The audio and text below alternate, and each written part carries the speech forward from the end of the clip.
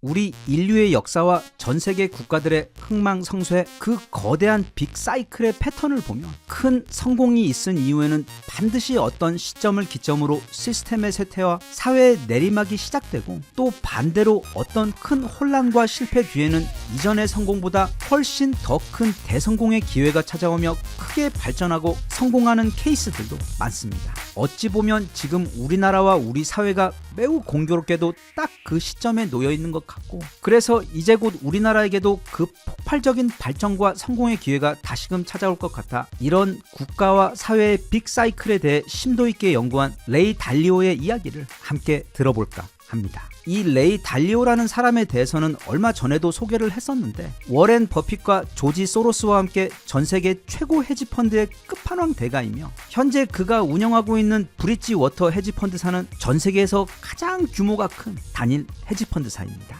이 레이 달리오는 두 가지 큰 특징이 있는데, 한 가지는 그 넘사벽의 경제 감각과 투자 능력이고, 다른 한 가지는 전 세계인들 모두가 최소한의 거시 경제 교육과 또 금융 지식을 교육받아 안전하고 풍요로운 삶을 살아갈 수 있도록 돕기 위해 자신이 그동안 공부한 인문학과 경제의 지식을 우리 같은 평범한 일반 사람들에게도 알리기 위해 부단히 노력하는 사람이라는 점입니다. 그래서 그가 쓴 대표적인 책들, 예를 들면 지난 2017년에 나온 원칙과 이후 2021년에 쓴 변화하는 세계 질서의 경우 아마존과 뉴욕타임즈 등에서 단지 베스트셀러만 된 것이 아닌 500만 권 이상 팔리며 굉장히 오랫동안 1위 자리에 올라 있었으며, 또 그 내용을 영상으로 만들어 자신의 유튜브 채널에 올린, 정말 집중력이라고는 1도 없는 7살짜리 저희 조카도 쉽게 이해할 수 있을 정도로 아주 예쁜 애니메이션으로 만든 유튜브 영상들은 현재 조회수가 거의 3억 회를 앞두고 있을 정도로 커다란 인기를 끌고 있고, 또 그만큼 많은 사람들에게 도움 주고 있습니다. 여기 시간이 없으신 분들을 위해 그 귀중한 레이 달리오 두 권의 책 내용을 핵심만 아주 짧게 요약을 해보자면 대략 이렇습니다. 레이 달리오가 몇십 년의 경제 공부와 인문학 공부를 통해 깨달은 가장 강력한 통찰은 바로 이 세상에는 절대로 우연이라는 것은 없고 모든 것이 일정한 패턴을 그리면서 반복이 된다는 사실입니다. 그래서 그가 빅사이클이라고 부르는 그 커다란 패턴을 이해하면 작게는 한 인간의 일생에서의 성공과 실패의 주기, 그 다음에는 한 기업을 어떻게 운영해야 하는지, 그리고 가장 거시적인 관점에서는 한 국가의 운명이, 특히 그 경제적인 흥망성쇠의 관점에서 어떻게 예측될 수 있는지를 굉장히 설득력 높게 설명해주고 있습니다. 한 가지 예를 들어보자면, 그는 국가들, 그 중에서도 우리가 제국이라고 불렀던 여러 시대 가장 강력한 패권 국가들이 처음에는 어떤 과정을 통해서 꼭대기 패권국의 자리까지 올라섰다가 이후 최고의 정점을 지나며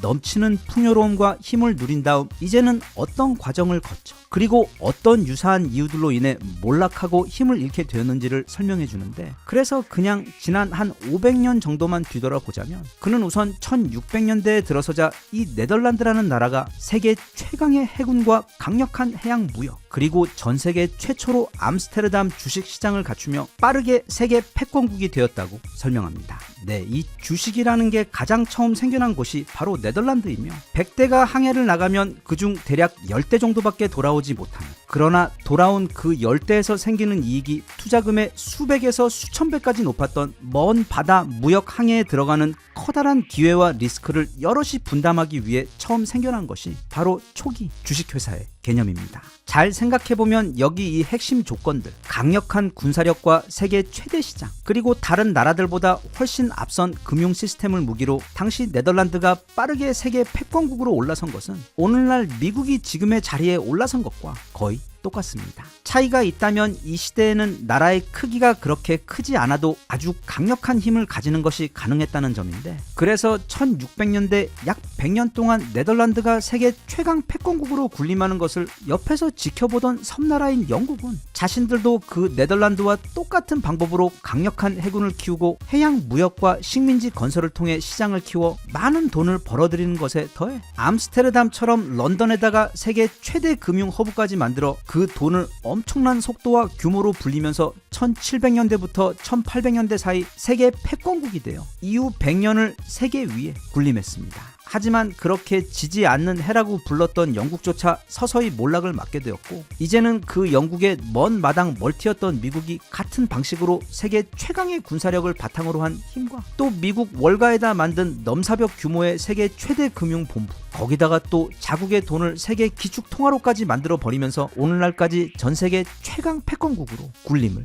해오고 있습니다. 그런데 지금 그런 미국도 이제는 자신들이 그 다음 네 번째 패권국이 되겠다며 지금 약 40년 동안 경제와 금융 그리고 군사력에서 급속도로 성장하며 따라붙고 있는 중국의 부상으로 인해 크게 흔들리면서 앞서 네덜란드와 영국이 거쳤던 거의 동일한 과정을 거쳐 쇠퇴의 조짐을 보이고 있다고 레이 달리오는 설명하고 있습니다. 대신 이 중국이라는 나라는 물론 경제와 군사력의 규모가 어마어마하고 또 인구수도 압도적으로 많기는 하지만 내부적으로 너무 많은 문제와 명확한 한계점을 가지고 있기 때문에 레이 달리오는 실제로 중국이 미국을 넘어서며 세계 패권국이 될 확률은 극히 낮은 것으로 내다보고는 있지만, 대신 그런 중국의 위협이 미국을 흔들어 미국이 이제 패권국의 정점을 지나 쇠퇴의 사이클로 들어서게 만들 수도 있다고 보고 있고, 또 최근 상황을 보면 그 관점은 크게 설득력을 가집니다. 이렇게 약 500년을 아우르는 긴 시야로 세계 패권국들의 부상과 몰락을 면밀하게 살펴본 그는 그럼 도대체 어떤 이유로 한 국가는 갑자기 강력한 패권국으로 부상하고 또 그 국가들은 어떤 이유로 이후 몰락하게 되는지 그 이유를 분석합니다. 그가 볼 때 한 국가가 빠르게 최강대국으로 부상하는 데에는 가장 기본적으로 강력한 군사력이 있습니다. 이게 없으면 나머지 다른 이유들이 아무리 많아도 마치 종이 카드로 지은 집처럼 모든 게 한 방에 날아갈 수 있기 때문에 군사력이야말로 그 제국의 토대가 되어주는 가장 기본적이면서도 강력해야 하는 기둥입니다. 그 다음에는 바로 혁신이 있는데, 잘 생각해보면 네덜란드의 경우도 전 세계에서 최초로 이 금융이라는 개념을 개발하고 무기화하여 단지 강력한 해군을 통해 식민지 국가들을 착취하는 것뿐 아니라 그렇게 쌓은 부를 엄청나게 빠르게 불렸고, 또 그 금융 기법으로 자신들의 식민지들로부터 추가적으로 많은 부를 뽑아낼 수 있었습니다. 그리고 영국의 경우는 이미 네덜란드를 벤치마킹한 강력한 금융 무기가 있었던 상태에서 이제는 산업혁명이라고 불리는 혁신, 즉 증기의 힘을 사용한 당시로서는 최첨단 테크놀로지를 활용한 제조업 산업 육성과 또 애덤 스미스가 국부론에서 주창한 그 혁신적인 분업의 힘을 결합하여 단숨에 지구 최강의 제조업 국가로 부상했습니다. 그러니까 당시 영국은 세계 최강 해군에다 세계 최강 금융 능력, 또 수많은 식민지에 더해 거의 가장 먼저 자본주의 사회로 진입한 데 더해 산업혁명으로 인해 전 세계에서 가장 크고 강력한 제조업 산업까지 갖추고 있었기 때문에 아주 오랫동안 세계 패권국이 될 수밖에 없었습니다. 하지만 지금은 그 모든 영광이 미국에게로 넘어간 지 벌써 70년도 더 됩니다. 미국의 경우 네덜란드가 금융혁신을, 그리고 영국이 산업혁명을 일으켰던 것처럼 실리콘밸리에서 기술혁명을 일으키며 그걸 무기로 삼아 전 세계 패권국이 된 상황입니다. 자, 그럼 그 제국들이 그 시대에 맞는 다양한 혁신을 통해 빠르게 세계 최강대국으로 부상을 했다는 건 잘 알겠는데, 그럼 어째서 그렇게 대단한 국가들이 몰락과 쇠퇴의 과정으로 접어들게 되었는지도 우리는 알아야 합니다. 그리고 어찌 보면 그게 더 중요합니다. 레이 달리오는 그렇게 패권국이 쇠퇴하게 되는 데에는 물론 여러 가지 원인이 작용을 하게 되지만 그 모든 사례들을 관통하는 가장 강력한 한 가지 원인이 있다고 강조하는데, 그건 바로 방만과 내부 분열입니다. 네덜란드의 경우 나라가 너무 승승장구하고 잘 나가자 과도하게 지출을 하며 군사력을 늘리고 식민지를 확장하려고 한 반면, 내부 사회를 다지는 데에는 점점 소홀히 하여 국가 내부에서 국민들끼리 싸우기 시작하고 많은 문제들이 터지기 시작했었는데, 그런 상황에서 영국과의 해군 경쟁에서 밀리게 되자 순식간에 패권국의 지위를 상실하게 되었으며, 또 영국의 경우 역시 나라가 한동안 너무 잘 나가게 되자 네덜란드와 동일한 방식으로 군비를 지나치게 늘리고 너무 먼 곳에 많은 식민지들을 연이어 세우며 나중에는 그게 관리가 제대로 되지 않고 돈만 들어가는 경우가 많아진 상태에서 그 식민지 중 한 곳이었던 미국의 국민들을 너무도 심하게 억누르고 쥐어짜는 바람에 결국 미국이라는 강력한 나라가 탄생하게 만드는 단초를 스스로 제공하게 된 것에 더해 이즈음 나라의 내부 정치와 살림도 이미 너무 부실하고 각종 사회 보장 제도들도 거의 무너지기 시작하여 국민들의 단결력 또한 상당히 훼손되고 부담된 상태에서 갑자기 두 번의 세계대전을 그 중심에서 겪게 되며 국가 재정이 거의 파산 상태에 이르게 되며 그렇게 제2차 세계대전이 끝날 무렵 이미 영국은 더 이상 패권국이 아니게 되었습니다. 그리고 미국의 경우 역시 기축통화인 달러의 힘에 너무 기댄 정책 때문에 천문학적인 부채가 쌓이며 부담이 된 상태에서 지난 2019년 말 찾아온 역대급 팬데믹의 직격탄을 맞아 오늘날까지도 완전하게 회복이 되지 못하며 심각한 인플레이션으로 고생을 하고 있는 데다 무엇보다 여기에 더해 트럼프 1기 시기부터 본격적으로 시작된 미국 내 극심한 정치 양극화와 사회 분열로 인해 미국인들이 단결된 힘을 쓰지 못하고 있던 혼란스러운 상황에서 이제 중국의 위협까지 닥치게 되며 만약 미국이 여기에 제대로 대응을 하지 못할 경우 이후 미국은 과거 제국들이 쇠퇴의 과정으로 들어서던 그와 똑같은 길목에 들어설 수 있다고 레이 달리오는 우려했습니다. 다시 한번 정리를 하자면 레이 달리오는 자신의 책들을 통해 반복적으로 어떤 빅사이클에 대해 강조합니다. 한 국가가 발전을 시작하는 경우 처음에는 강력한 리더십을 가진 누군가가 나타나 국민들 전체를 단결시키고 사회 각 분야가 부패 없이 성실하게 노력하며 또 거기서 필연적으로 어떤 대단한 혁신까지 이루어지게 되며 그렇게 한 국가는 빠른 성장을 거쳐 강대국으로 올라서게 되는데 그렇게 그 성공의 정점에 서게 되면 서서히 그 정부와 사회 각 분야들에서는 점점 사람들이 일을 열심히 하지 않게 되고 또 사회 각 분야들에 대해 덜 신경 쓰고 관리도 하지 않게 되면서 부패가 만연하게 되며 또 그 부패로 인해 사회 구성원들 대부분이 납득하지 못할 힘과 부의 격차가 극심하게 생기게 되면서 내부적으로 이런저런 갈등과 분열이 심화된 상황에서 나라의 부채는 늘어가고 생산성은 떨어지며 그렇게 나라의 기초 펀디멘탈이 매우 허약해진 상황에서 갑자기 그게 전쟁이든 아니면 팬데믹이든 어떤 사건이 발생하게 되면 그땐 정말 순식간에 전 세계에서 가장 강력한 국가도 몰락의 길로 접어들 수 있으며 또 실제로 많은 국가들이 그와 같은 똑같은 과정을 겪으며 성공과 몰락의 빅사이클을 거쳐갔다는 것이 레이 달리오의 통찰입니다. 이 영상은 원래 이제 막 전 세계에 출간된 레이 달리오의 신간인 빅사이클을 소개하는 영상이긴 한데 빅사이클의 경우 주로 국가의 부채 그리고 그것이 한 국가의 흥망성쇠에 있어 어떤 중요한 원인 및 평가 기준점이 될 수 있는지를 세밀하게 조명한 책인 반면 개인적으로 레이 달리오의 이전 책들을 아주 즐겁게 모두 읽어본 사람으로서 이 신간 빅사이클을 읽기 전에 또는 그것과 함께 레이 달리오의 이전 책들인 원칙과 변화하는 세계 질서를 꼭 읽어보시라고 추천하고 싶습니다. 좀 더 세부적으로 보자면 원칙의 경우 레이 달리오가 자신의 삶을 돌아보며 파산 직전까지 갔다가 그 벼랑 끝에서 오늘날의 자신까지 다시 재기한 과정을 설명하며 어떻게 하면 인생의 실패를 무기로 삼아 무너지지 않고 성공할 수 있는지에 대해 조언해주는 책입니다. 그래서 책에서는 두 가지 종류의 원칙들 첫째는 성공적이고 개인적인 인생을 살기 위한 인생의 원칙들과 두 번째는 어떻게 하면 성공적인 회사를 운영할 수 있는지에 대한 일의 원칙들에 대해 절대 다른 곳에서는 들을 수 없는 귀한 지식들을 나누고 있기 때문에 자기개발 및 기본적인 기업 운영에 대한 기초를 배우고 싶으신 분들은 그 기본을 쌓기에 매우 좋은 책이고 한편 변화하는 세계 질서의 경우 좀 더 거시적인 관점에서 지난 약 500년 동안의 세계 역사 그 중에서도 경제와 한 국가의 흥망성쇠를 다룬 아주 잘 쓰여진 일종의 국제 경제 역사서입니다. 참고로 이 영상 앞에 소개한 과거와 현재 강대국 관련 이야기들은 거의 모든 내용이 이 변화하는 세계 질서에서 매우 디테일하게 다루고 있는 주제들입니다. 결국 한 국가를 튼튼하게 만들고 발전과 성공을 하게 만드는 것은 혁신이며 그 혁신은 국민들과 사회의 역량이 잘 단결하여 힘을 발휘했을 때 일어나는 귀한 선물입니다. 반대로 잘 나가던 국가가 망가지고 몰락을 하게 되는 가장 큰 원인은 바로 국민들과 사회가 극심하게 분열하고 단결하지 못하게 되어 결국 그 단결의 힘을 발휘하지 못하게 될 때 생기는 필연적인 결과이기 때문에 이제 내일 그 결과가 어떻게 될지는 모르지만 이제 하루면 시작되게 될 우리 대한민국의 새로운 미래에는 다른 그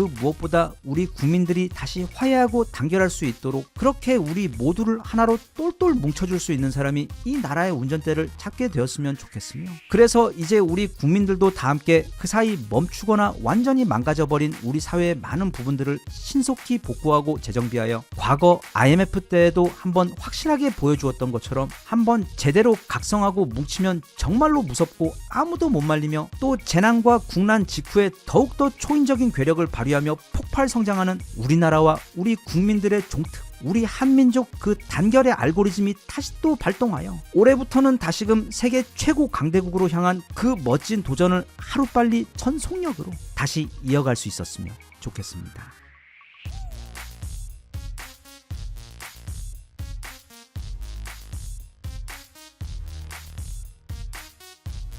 Even if you tried, you wouldn't understand it. Maybe something's missing inside of you.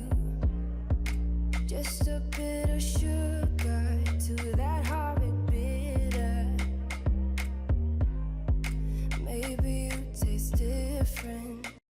보통 우리나라의 육군은 일단 그냥 객관적인 수치만을 따진 산술적 스펙으로만 보았을 때 미국과 러시아, 중국 다음으로 전 세계 4위급으로 알려져 있습니다. 우리나라 땅에 각각 거의 약 100배나 되는 미국과 러시아, 중국의 땅 덩어리 크기를 생각해 볼 때 물론 분단 국가라는 특수한 지정학적 상황 때문이긴 하지만 이토록 작은 나라가 그렇게 강력한 군사력을 보유하고 있다는 건 사실 굉장히 말이 안 되고 아주 미스테리한 일이긴 합니다. 그런데 중국 육군의 전력은 사실상 그 덩치만 빼고 보면 마치 비계덩어리 돼지와 그보다는 덩치가 조금 작지만 온몸이 강철 같은 근육 덩어리인 프로파이터와의 싸움처럼 실제 전력에서는 사실 우리와 비교 자체가 안 되는 수준이라 중국은 애초에 그 F4에 언급된 것조차가 실수인데 한편 러시아의 경우 역시 최근 전 세계인들이 우크라이나 전쟁을 지켜보면서 생각보다 그리 강하지 못했던 러시아의 육군 군사력, 특히 그 명성이 자자하던 러시아 기갑부대의 실제 전투력을 보고는 많이 놀라기도 했고 또 실망하기도 하면서 일부 전문가들의 경우 이제 실전 전투 능력에 있어서는 K2와 K9 등 그 기갑부대 능력에서 세계 1위를 자랑하고 있는 대한민국의 육군의 전투력이 이제 미국 다음으로 전 세계 2위가 아닌가 하는 의견이 나오고 있을 정도로 우리나라 육군의 전투력은 그냥 강한 게 아니라 덩치가 작은 웬 작은 진돗개 한 마리가 사자와 호랑이 그리고 커다란 불곰이 우글거리는 산속으로 들어가 거기서 서열 2위를 먹고 있는 상황처럼 매우 비정상적이고 신기할 정도로 강합니다. 한 나라의 군사력이 강하기 위해서는 세 가지 요소가 모두 맞아 떨어져야 합니다. 첫째는 사람들 자체가 강인하고 똑똑해야 하며 둘째는 그들이 가진 무기 역시 강해야 하고 끝으로 그 사람들이 무기를 효과적으로 운용하는 훈련의 강도와 질이 높아야만 합니다. 절대 참지 않는 우리나라 사람들 기질이야 여기서 말하면 입만 아프고 옛날부터 올림픽에 나가서도 권투, 유도, 태권도, 사격, 양궁 등 마치 누가 운동선수가 아닌 특수부대 군인들을 선수복 입혀서 올림픽에 내보낸 것처럼 태생적으로 싸우는 종목에는 타고난 유전자를 가진 그런 우리나라 사람들의 기질에 더해 이게 또 이 사람들이 머리까지 엄청 좋은데다 특히 뭘 만드는 손기술이 독일 아재들 뺨칠 정도로 좋다 보니 그래서 그런 우리나라 사람들이 만드는 그 무기의 성능들은 그냥 미쳤습니다. 영화 아이언맨에서도 보면 세계 최고 과학자들이 그 화려한 연구실에서도 엄두를 못 내던 그 소형 원자로를 토니 스타크는 그 아프가니스탄의 동굴 안에 갇혀서 뚝딱뚝딱 만들어낸 것처럼 사실상 세계 3차 대전이나 다름없었던 그 한국 전쟁을 치르며 나라의 모든 기반 시설이 망가져버려 이후 차근차근 미국에서 받아온 로켓 미사일, 독일에서 받아온 잠수함, 그리고 러시아에서 돈 대신 받아온 전차와 장갑차를 가지고 자기들끼리 연구실에 틀어박혀 막 뭘 뚝딱뚝딱 하고 나니까 누가 절대로 가르쳐 주거나 도움을 주지도 않았는데 자기들끼리 막 김치 먹으면서 혼자 개발하더니 오늘날에 와서는 이 대한민국이라는 나라는 전 세계 1위 전차와 자주포를 가지고 있는 나라, 또 미국, 러시아, 프랑스, 이스라엘과 함께 세계 1티어 온갖 종류의 미사일을 만들 수 있는 나라, 그리고 세계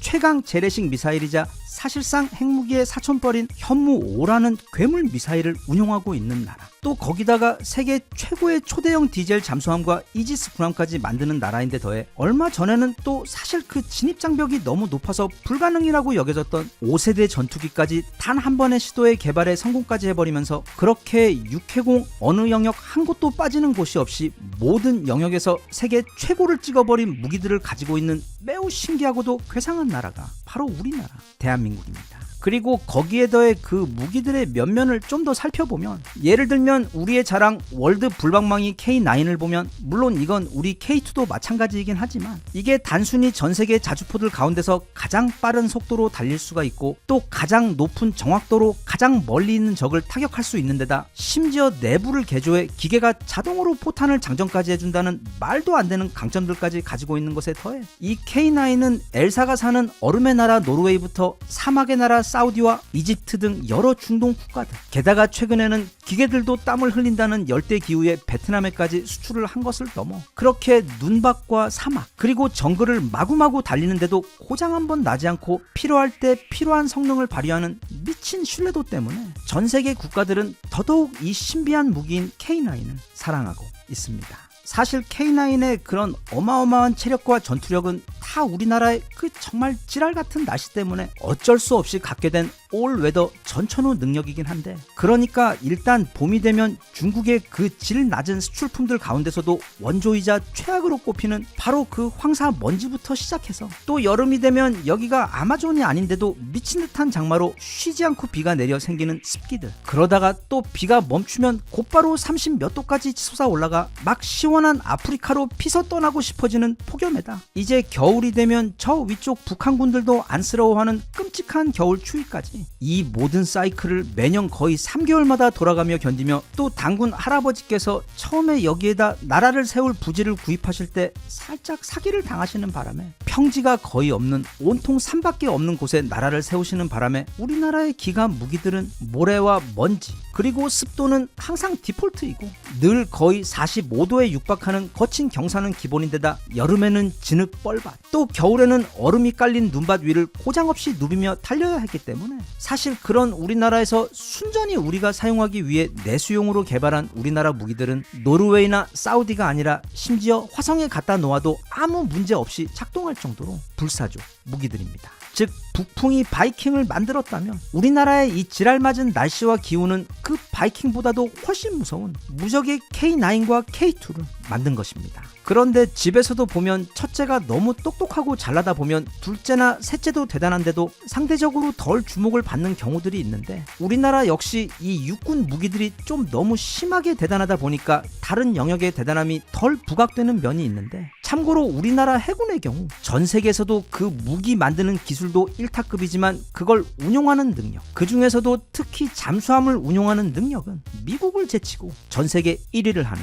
나라입니다. 아니 진짜 우리가 언제부터 이 잠수함을 운용했다고, 게다가 또 미국처럼 원자력 잠수함도 없는 나라에서 이렇게 압도적으로 뛰어난 잠수함 운용 능력을 가지고 있는지 정말 알아보면 알아볼수록, 또 들여다보면 들여다볼수록 이 대한민국이라는 나라는 진짜 미스테리 천지인 곳입니다. 이 잠수함의 경우 일단 그 무기 제조 능력에서 보자면 대한민국은 전 세계에서 가장 성능이 좋은 디젤 잠수함을 만드는 나라입니다. 이것도 어째서 우리나라가 현무 5와 같은, 그러니까 사실상 말이 안 되는 수준의 전세계 최대 최강 재래식 미사일을 만들게 되었는지 그 이유와 맥을 같이 하는데, 즉 미국이 우리가 핵무기를 만들려고 하는 걸 승인을 해주지 않으니까 재래식 무기로 그 핵무기의 파괴력을 낼 수 있는 것을 만들려고 하다 보니 이런 현무 5와 같은 변태 무기가 태어나게 된 것인데, 같은 이치로 우리에게 정말로 필요하고 또 원하는 그 원자력 잠수함도 만들지 못하게 하니까 그 대신 이 디젤 잠수함의 기술력을 인간의 능력으로 가능한 최대치까지 끌어올려 만든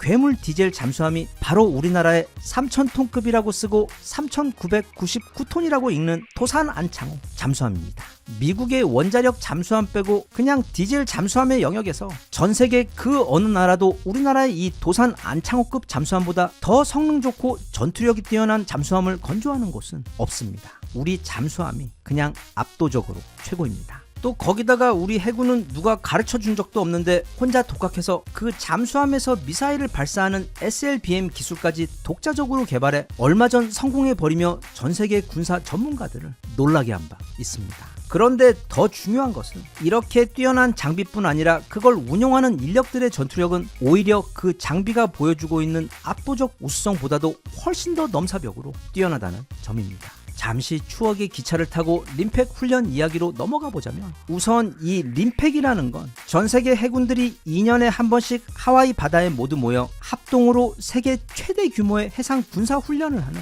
엄청난 행사입니다. 우리나라 잠수함이 림팩, 그러니까 이 세계 해군 올림픽에 처음 참가한 것이 바로 지난 1998년입니다. 그리고 대한민국에서 처음으로 잠수함을 만들어 가진 것이 1991년입니다. 이후 1992년과 1997년에 작은 훈련에 참가하기도 했지만 드디어 1998년 우리 해군은 이종모함을 타고 가장 큰 무대인 림팩에 정식으로 참가하게 됩니다. 이때 다른 국가 해군들에 비해 대한민국의 잠수함 부대는 어른들 경기에 출전하는 작은 꼬마나 다름이 없었습니다. 잠수함도 너무 작고 볼품 없었으며 특히 잠수함이라는 이 무기를 운용한 지 이제 만 7년밖에 되지 않아 그 조작법이나 제대로 숙지하고 있을까 걱정이 되는 수준의 신생 부대였기 때문입니다. 그런 한국의 작고 귀여운 잠수함이 중간에 고장이 나거나 아니면 너무 쉽게 발각되어 침몰하거나 또는 경험 부족으로 큰 형님들 앞에서 어리버리 떨다가 혹여나 망신을 당한다 하더라도 이상할 게 하나도 없던 상황이었습니다. 그런데 여기서 말도 안 되는 일이 벌어집니다. 이 한국의 꼬마 잠수함은 림팩 행사의 하이라이트인 그 대규모 가상 전투가 시작되자마자 갑자기 물속으로 사라지더니 이내 순식간에 미 해군 소속 최강 원자력 잠수함을 포함 적 잠수함과 전함 총 13척을 박살내 버린 겁니다. 게다가 그렇게 공격을 하는 동안 단 한 번도 레이더에 발각되지도 않았습니다. 이때 거기 참가한 세계 해군들은 한국 잠수함의 이런 미친 전투력 때문에 크게 놀랐지만 아직 놀라기는 일렀습니다. 이듬해 열린 텐덤 트러스트 훈련에서는 바다 위의 성이라고 불리던 미 해군의 순양함 오클라호마 시티를 어뢰 딱 한 방으로 명중시켜 격침에 침몰시키더니 2000년 림팩 훈련에서는 적 잠수함과 전함 11척을 침몰시키면서 여전히 단 한 번도 발각되지 않으며 끝까지 생존한 참가국 전체 유일한 잠수함이 되어 모두를 놀래켰는데 그 다음 열린 2004년 림팩에서는 진짜로 큰 사고를 쳐버립니다. 이때 참전한 장보고함은 혼자서 무려 적군 30척을 격침시켜 버립니다. 그런데 이때 장보고함이 격침시킨 배들 중에는 당시 미국의 자랑이었던 핵추진 초대형 항공모함 존 스테니스함도 있었습니다. 보통 핵추진 항공모함 한 대 가격이 약 15조 원 전후입니다. 그리고 그 항공모함 위에는 보통 70대 내외의 최신형 전투기들이 실려 있습니다. 그런데 장보고함은 그 항공모함을 호위하고 있던 두 척의 최첨단 이지스함과 또 다른 두 척의 대형 순양함으로 촘촘히 막혀있던 그 방어망을 모두 뚫고 혼자서 항공모함을 침몰시켜 버린 후 그 미 해군 이지스함들과 순양함들도 이후 모두 격침시켜 버리면서 사실상 혼자서 미 항모전단 하나를 통째로 전멸시켜 버린 겁니다. 그리고 보너스로 그때 공격받던 미 항모 전단을 돕기 위해 일본 해상 자위대가 보낸 구축함 4척도 오는 차례대로 격침시켜 버렸습니다. 이 공격에서 장보고함에 의해 격침되지 않은 적군은 미 해군 소속 로스앤젤레스급 잠수함 딱 2척 뿐이었습니다. 그리고 당연히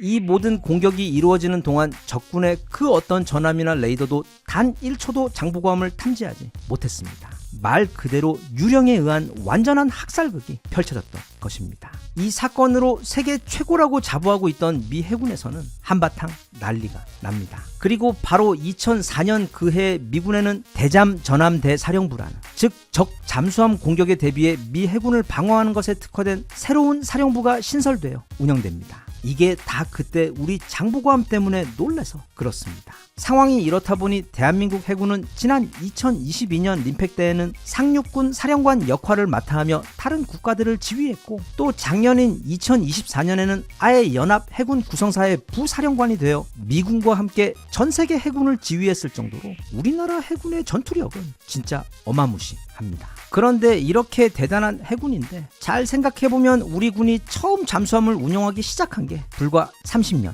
전입니다. 미국은 120년 전부터 운용했고 프랑스는 150년이나 되었습니다. 이런 걸 보면 한국은 과거의 연이은 불운들로 인해 경제든 군사력이든 아니면 그게 뭐든 간에 그 출발이 아주 늦어질 수밖에 없었지만 대신 일단 시작을 했다 하면 그 누구보다 빠른 속도로 치고 올라와 최단시간 내 그 분야 1등을 먹어버린다는 사실이 우리 해군의 잠수함 운용 능력 그리고 건조 능력을 보면 그 누구도 토를 달 수 없을 만큼 또 한 번 분명하게 확인됩니다. 그리고 잠수함 말고 우리 이지스함과 구축함들 또한 그동안 림팩에서 쌓은 가상 전투 결과 자료를 좀 찾아보시면 자기들보다 덩치가 더 크고 스펙이 훨씬 더 좋은 상대국 구축함들과 붙었을 때 말도 안 되는 함포 운용 능력과 기동 전술로 앞서 보았던 우리 잠수함의 능력에 버금가는 진짜 미친 전투력을 가지고 있는 바다 위 1급 암살자들입니다. 우리 해군이 이순신 장군님의 직계 후손인 걸 생각하면 이건 사실 그리 놀랄 일도 아니긴 한데, 아무튼 그런데 이런 대한민국 해군의 전투력을 최근 언급한 곳이 있는데 그게 바로 랜드 연구소와 함께 미국 최고의 싱크탱크로 알려져 있는 그 헤리티지 재단에서 올해 초 군사 전략 보고서를 공개하며 아마도 곧 터질 것이 분명한 중국의 대만 침공에 있어 중국은 다른 누구도 아닌 결국 한국의 해군 때문에 그 첫 시작부터 발목이 잡혀버릴 것이라는 분석이 나왔기 때문입니다. 보고서는 물론 이 주한 미군이라는 엄청난 부대는 거의 2개 여단 사이즈의 굉장한 전투력을 가지고 있는 큰 군대이긴 하지만 주로 육군을 중심으로 한 부대이기 때문에 중국의 초반 해군 함정 저글링 러쉬를 막는 데에는 한계가 있다고 지적했습니다. 그리고 숫자와 스펙으로 보았을 때만 보면 일본의 해군이 한국 해군보다 앞선 것처럼 보이기도 하지만 그건 양국의 이지스함의 숫자 때문에 일명 그렇게 보이는 것으로, 대신 일본에는 탄도 미사일이 없는 반면 한국은 엄청난 수의 탄도미사일을 보유하고 있는 것을 넘어 한국 자체가 전 세계에서 가장 강력한 미사일을 생산하는 세계 최고의 미사일 강국이기 때문에 한국 해군과 그런 미사일 전력이 합공하게 되면 한국의 해군은 적을 상대로 정말 무시무시한 전투력을 발휘하게 될 것이라고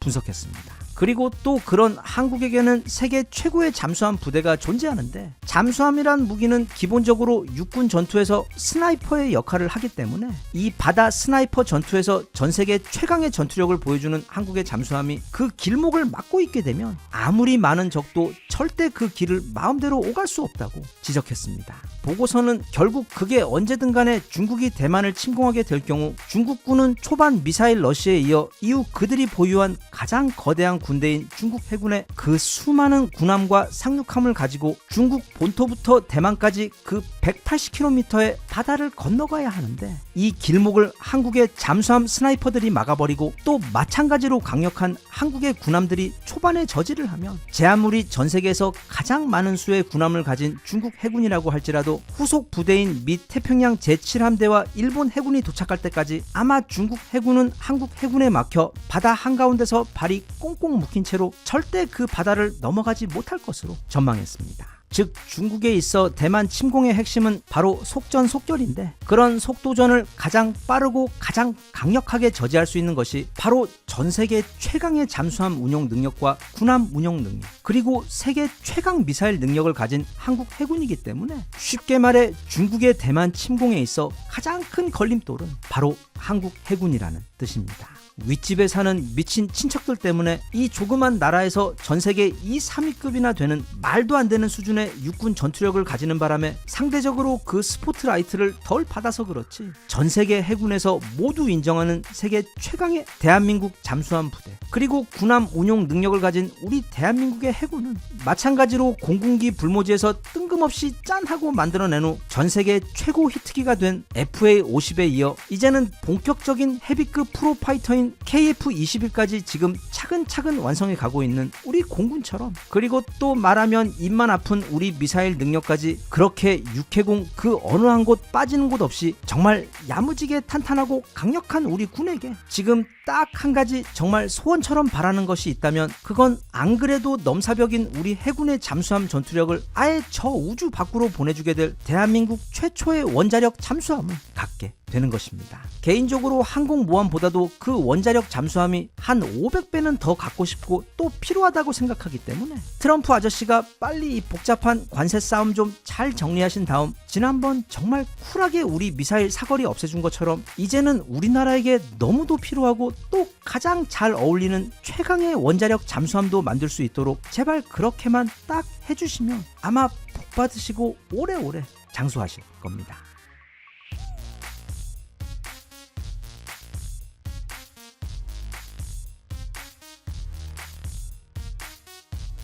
Even if you tried, you wouldn't understand it. Maybe something's missing inside of you. Just a bit of sugar to that heart.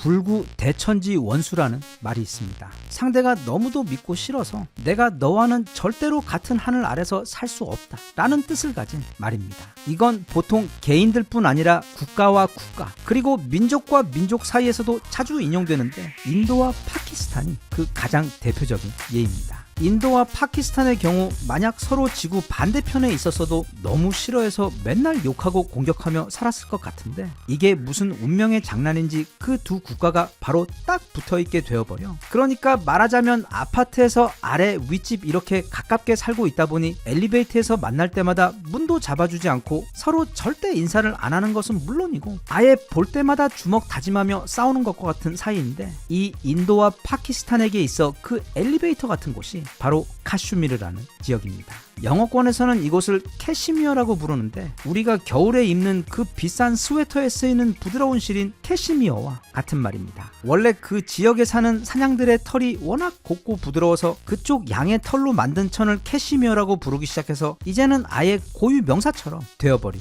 케이스입니다. 아무튼 여기 잠시 그쪽 동네 지도를 한번 보겠습니다. 가운데 엄청 큰 덩어리가 바로 인도고 그 왼쪽 위에 넓게 붙어있는 곳이 파키스탄입니다. 그리고 오른쪽 끄트머리에 어떻게 보면 인도가 팔을 벌리고 있는 그 사이에 있는 거대한 겨드랑이 같은 작은 나라가 바로 방글라데시입니다. 많이들 아시겠지만 이 지역은 원래 무굴 제국이라는 하나의 통일된 거대한 고대 국가였었는데 1600년대를 시작으로 영국의 동인도 회사가 점진적으로 이 지역을 식민지로 만들어가다 결국 1857년에 와서는 인도에다 영국령 인도 식민지 정부를 세워버리면서 그렇게 이 지역 전체가 영국의 식민지가 되어 이후 약 90년 정도 영국의 통치를 받게 되었는데 영국은 이 인도를 지배 통치하면서 특히 아프리카를 포함 그들이 어디를 가던 가장 잘 사용했던 아주 못된 정치 기법인 분열 지배 전략 방법을 사용하여 인도 내에 섞여있던 무슬림과 힌두 교도들 간의 갈등을 일부러 조장하여 그들이 늘 서로 싸우게 만들어 그걸 자신들의 통치 편리에 적극 활용했습니다.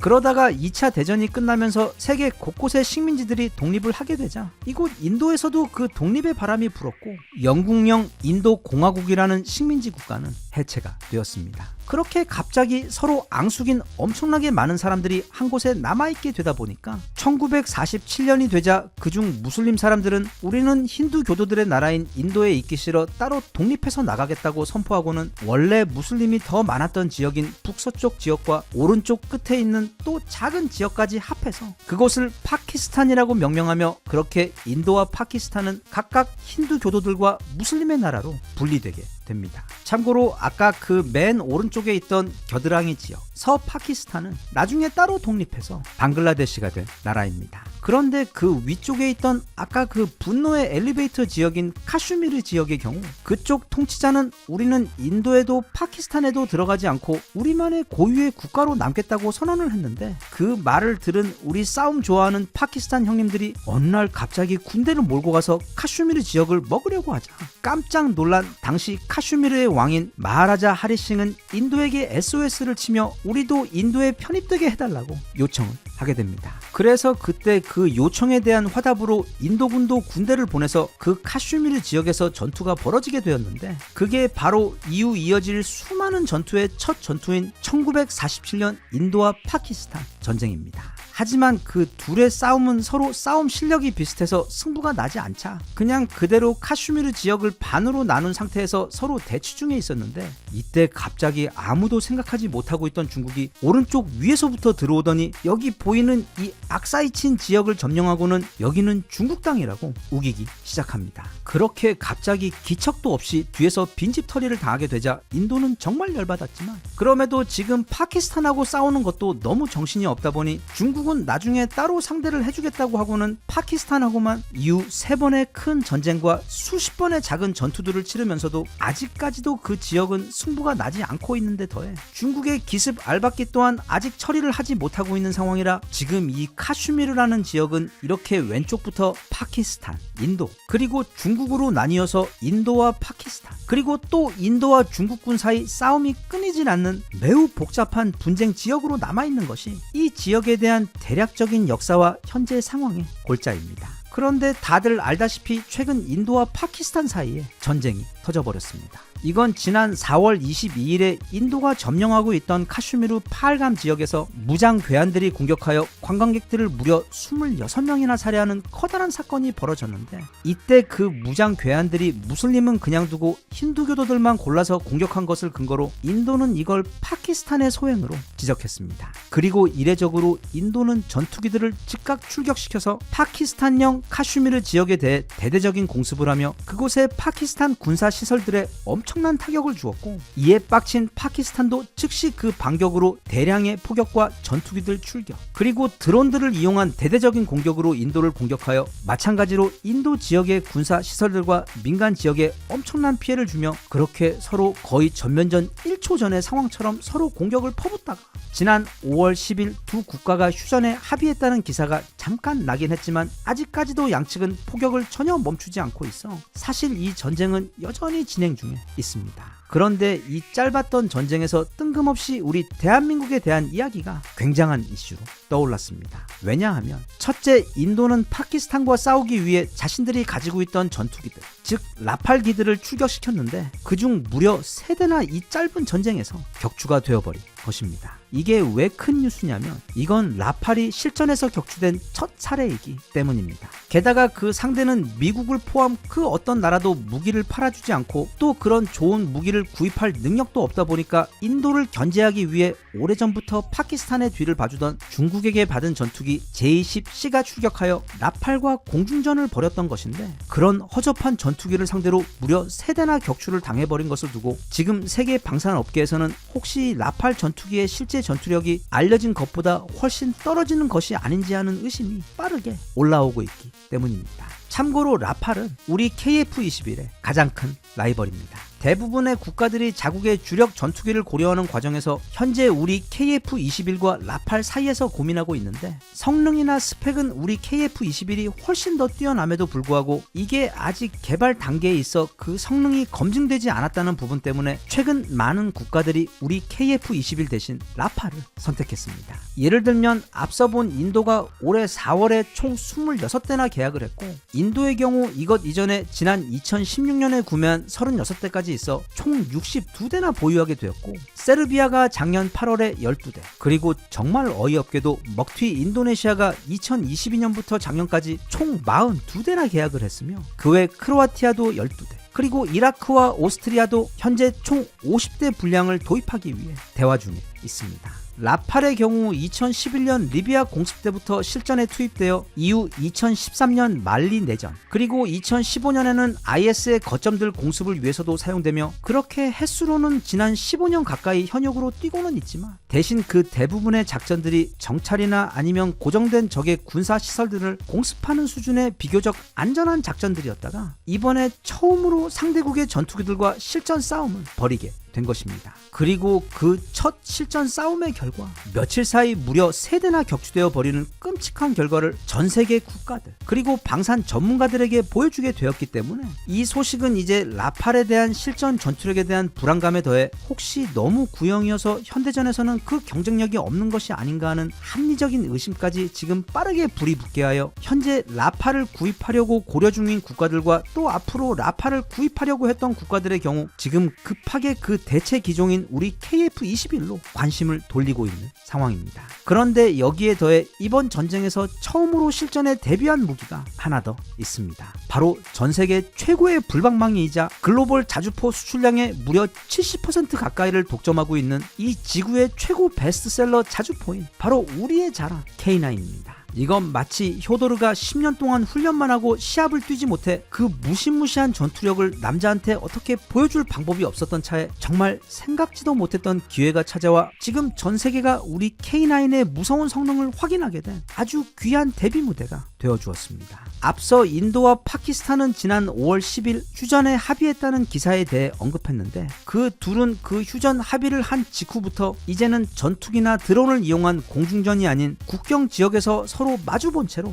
얼마 전부터 엄청난 포격전을 시작했습니다. 그런데 문제는 인도군이 운영하고 있는 그 포격의 주포가 바로 우리 K9이라는 점입니다. 인도에서는 우리 K9을 그게 화력이 너무 강하기 때문에 적을 좀 봐주라는 뜻에서 그걸 바주라라고 부릅니다. 인도에는 그 바주라가 무려 100문이나 있는 것에 더해 이게 써보니까 너무 좋다 보니 작년에 또 100문을 추가로 구입해서 이제 곧 무려 200문의 K9 자주포를 보유하는 국가가 되었습니다. 그런 반면 파키스탄이 보유하고 있는 대부분의 무기는 모두 중국제입니다. 그리고 그들이 가지고 있는 주력 자주포 역시 그 유명한 세계 최초의 춤추는 댄싱 자주포, 한 발 쏠 때마다 신들린 듯 앞뒤로 춤을 추는 전설의 댄싱 머신 중국제 PLZ-05가 주포입니다. 그런데 그 둘은 사실 바로 얼마 전에 국경을 사이에 두고 양측에서 서로 자주포를 사용하여 대규모 포격전을 한바탕 벌인 적이 있었습니다. 대신 그 결과는 따로 기사로 전해지지는 않고 있는데 아주 흥미롭게도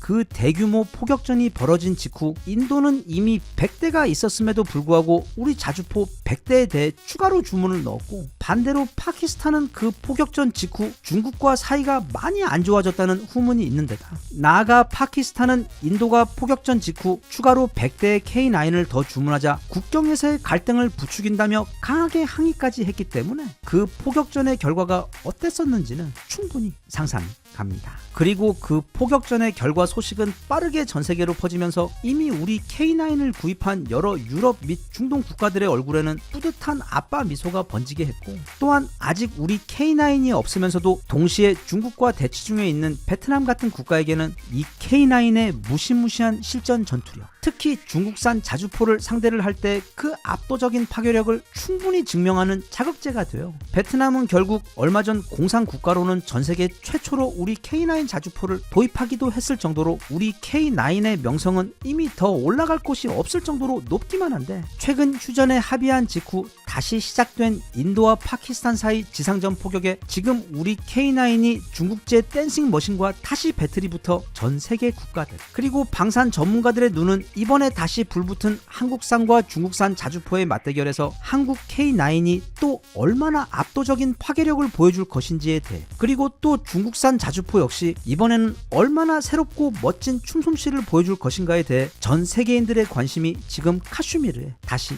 몰리고 있습니다. 꽃은 관심을 바라지 않는다는 말이 있습니다. 그리고 명품은 드러내지 않아도 때가 되면 결국 그 진가가 드러날 수밖에 없는 법이며, 그 반대로 겉으로는 멀쩡할지 몰라도 속이 부실하고 열등한 기술로 만든 장비나 무기의 경우 마치 경기 전 시끄럽게 디스를 하며 요란하게 굴던 파이터도 결국에는 링 위에 올라가 공이 울리고 시합이 시작되는 순간 즉시 그 실제 전투력이 드러나는 것처럼 그게 언제든 그 부실한 전투력이 드러나게 되어 있어. 최근 중국이 아무리 많은 화려한 무기를 쏟아내며 위세를 떨고 있더라도 그 무기의 성능은 물론 그것을 만든 사람들로부터 국가까지 명품인 우리 K9 자주포나, 그리고 여전히 그 진가를 드러낼 기회를 기다리고 있는 미래 세계 공군기의 슈퍼스타인 우리 KF-21 모두 이번 인도 파키스탄 전쟁으로 인해 정말 생각지도 못한 엄청나게 큰 관심을 받게 될 것 같아. 부디 최근 개발에 성공한 KF-21의 국산 엔진도 그렇고 우리 연구원 분들께서 실전 배치까지 남은 과정들도 딱 지금까지만큼만 잘 챙겨주셔서 우리나라의 명품 무기들이 땅과 하늘을 모두 지배하는 그날이 어서 빨리 왔으면 좋겠습니다.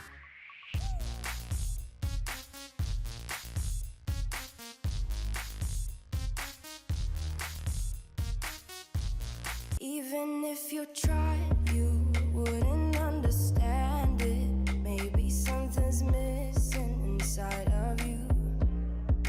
Just a bit of sugar to that horrid bitter. Maybe you taste different. 바로 몇 개월 전에 워렌 버핏이 은퇴를 선언하기는 했지만 그 전까지 전 세계 최고의 투자자는 두 명이 있었습니다. 한 명은 워렌 버핏, 그리고 다른 한 명은 바로 레이 달리오입니다. 두 사람은 각각 시장 철학이나 투자 스타일이 달랐지만 철저하게 가치 투자를 지향했다는 점, 그래서 신중히 멀리 보고 일단 한번 구입했다 하면 가급적 절대 팔지 않고 10년이고 20년이고 묵히면서 결국 상상을 초월하는 규모의 수익을 낸 이 글로벌 투자 시장의 최고의 현자들이었다는 점에서는 둘이 매우 비슷합니다. 버크셔 해서웨이만큼이나 유명한 투자회사 브릿지 워터를 운영하고 있는 레이 달리오는 우리 같은 일반인들에게 꼭 필요한 금융 지식을 공유해주기 위해 다양한 방법으로 늘 굉장히 열심히 노력하는 사람으로도 매우 유명하고, 심지어 그런 내용을 정말로 알기 쉽게 정리해준 책들과 굉장히 인기가 많은 유튜브 채널까지 운영하고 있습니다. 그는 최근 지금 세계 경제는 코로나 때부터 시작되어 두 개의 전쟁으로 심화된 이후 다시 미국을 중심으로 한 글로벌 경제 혼란으로 촉발되어 버릴 일찍이 본 적 없는 긴 경제 혹한 그 초입에 서 있다고 경고를 하고 있습니다. 어느 날 갑자기 전 세계 어디 할 것 없이 동시다발적으로 달러의 가치가 하락하며 환율이 불안정해지고 그 여파로 부동산 가격이 폭락하며 기업들도 대량으로 파산하며 사람들이 일자리를 잃어버리게 되면서 각 국가의 내수 시장이 얼어붙게 되어 모두에게 매우 힘든 시간이 곧 다가올 것이라고 최근 들어 여러 방법으로 경고하고 있는데, 다음의 이야기는 그의 대표 투자 전략 중 하나인 올 웨더 포트폴리오, 즉 개인들이 어떤 경제 혹한에도 버텨낼 수 있는 개인 또는 가정의 경제 원칙을 정리한 레이 달리오의 이론의 주요 내용들을 그의 최고 수석 직원 중 한 명인 폴 포돌스키가 우리 같은 일반인들에게 가장 유용하게 적용될 수 있도록 내용을 압축하여 한 권으로 깔끔하게 정리한 책인 부의 전략 수업의 내용의 핵심 내용들입니다. 일단 이 책의 목차에서는 다음의 주제들, 즉 돈의 굴레, 끊임없는 혼란과 변화, 소득, 조직에서 살아남기, 삶에서 일어날 수 있는 위험에 대비하라, 부채, 자산의 종류와 포트폴리오 만드는 방법 외 다양한 투자 철학, 그리고 인생에서 당신을 겨냥하는 저격수들로부터 돈과 삶을 지키는 방법 등의 엄청나게 실용적이면서도 구체적인 이야기들을 담고 있는데, 이 영상에서는 구체적인 투자 원칙이나 포트폴리오 구성 원칙 등 그런 전문적이고 기술적인 주제들 말고 레이 달리오가 그리고 폴 포돌스키가 우리 같은 평범한 일반인들을 위해 정리해준 가장 기본적인 돈에 대한 마음가짐 부분에 대해 소개를 해보도록 하겠습니다. 첫째는 우리가 돈 이야기를 해야 하고 또 경제와 금융 그리고 돈에 대해 배워야 한다는 점입니다. 우리가 자랄 때를 잘 생각해보면 우리의 아버지들께서는 우리에게 학교 성적이나 친구들 관계 등 다른 이야기들과 조언은 자주 해주시고 또 가르쳐 주셨지만, 잘 생각해보면 정말 희한하게도 그 돈 이야기만큼은 거의 대놓고 꺼낸 적도 또 가르쳐 주신 적도 없습니다. 만약 본인은 그렇지 않고 어릴 때부터 집에서 체계적으로 경제와 금융 교육을 받았다면 운이 아주 좋으신 경우입니다. 그렇게 우리들은 대학을 졸업할 때까지도 돈이 무엇이고 또 경제는 어떻게 작동하는 시스템인지, 어떻게 하면 나 스스로 경제 활동을 해서 자립하여 살 수 있는지에 대해 거의 아무런 실전 지식이 없는 상태로 살벌한 경제 전쟁터 위로 그냥 내던져지게 되는 것입니다. 즉, 그래서 지금이라도 늦지 않았으니 기회가 있을 때마다 자신에게 경제와 금융에 대한 교육을 제공해주라는 것이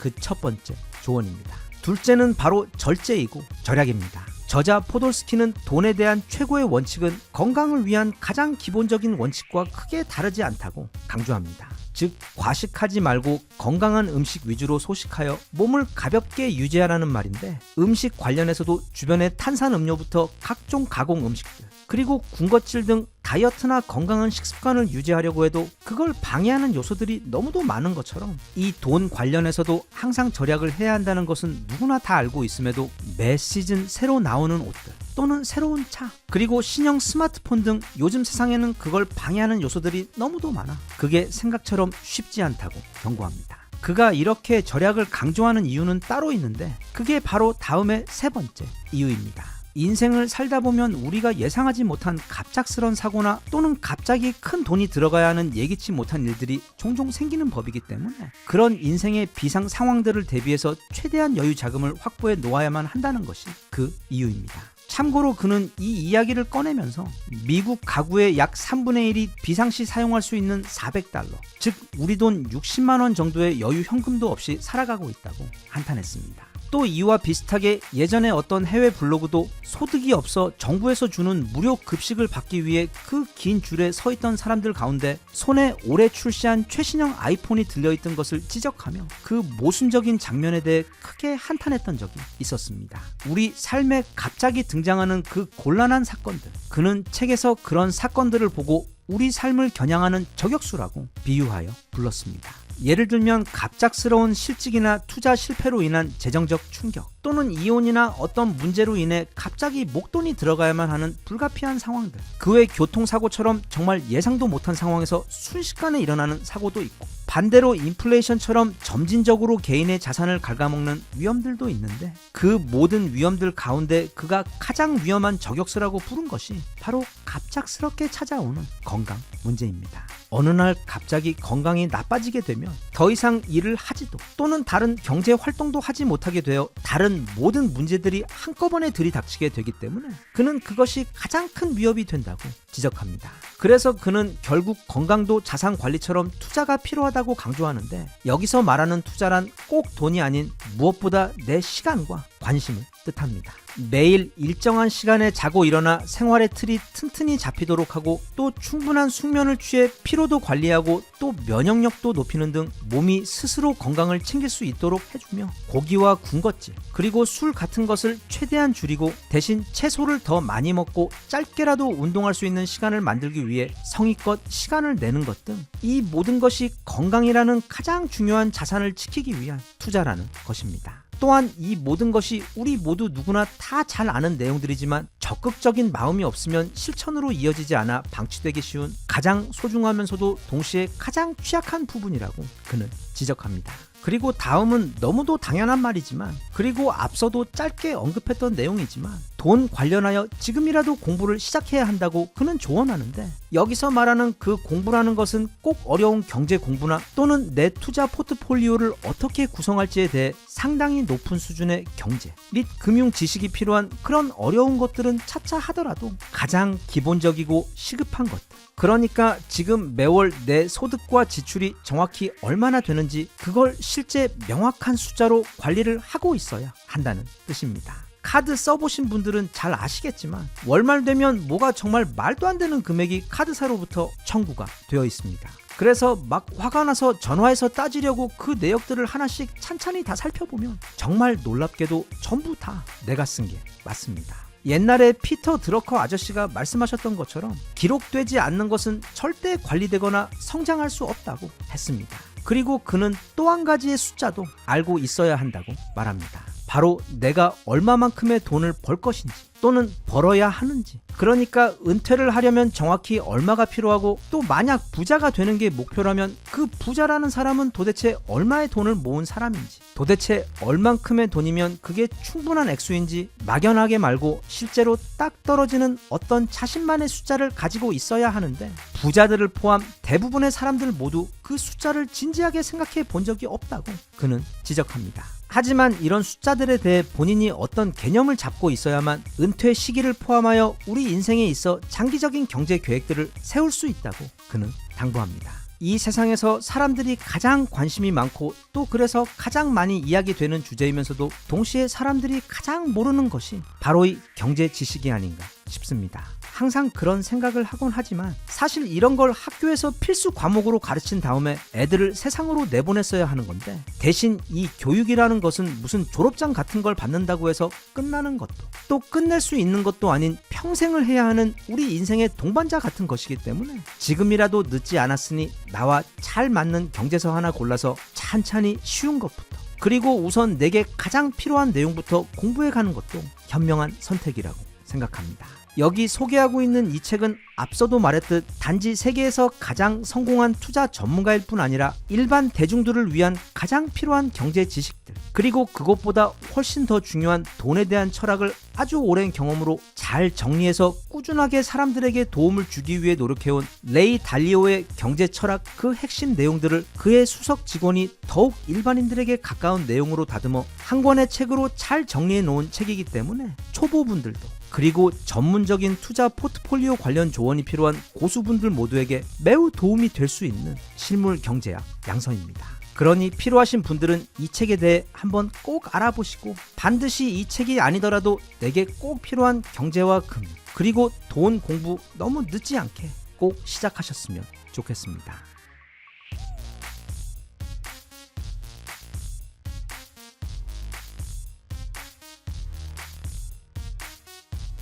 Even if you tried, you wouldn't understand it. Maybe something's missing